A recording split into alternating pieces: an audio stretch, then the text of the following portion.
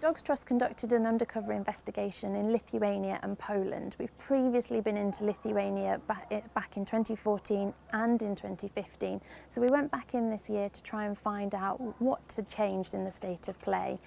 We found actually where our last investigations led to state vets only now being able to provide pet passports, actually private vets within the country were now suggesting that puppies could be sedated to get them through the border. That would mean they're not being declared at all, and they're arriving in this country under false documentation and then being sold on to unsuspecting members of the public. The changes made to the pet travel scheme happened back in 2012, and that was really to harmonise pet travel across the EU. The difficulty with that is by reducing the time that a puppy needs to wait after receiving a rabies vaccination, we've actually opened up a loophole where lots of people can bring their puppy into the country, but actually it's intended for commercial sale.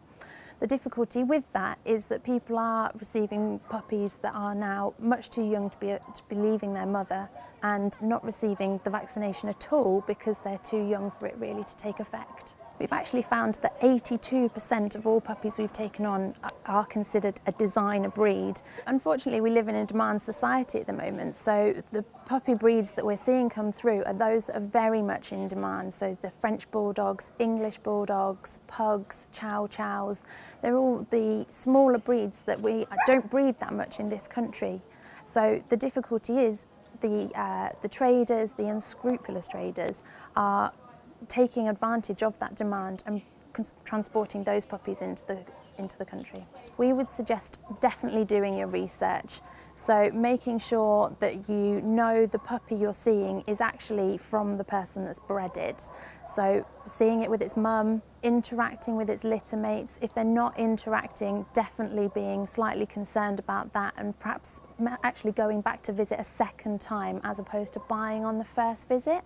I know a lot of people, when they visit a puppy and are concerned about the welfare of the puppy, might consider rescuing that puppy. Actually, by walking away and reporting it to trading standards, they're on a lot better footing to investigate actually the situation that's going on there.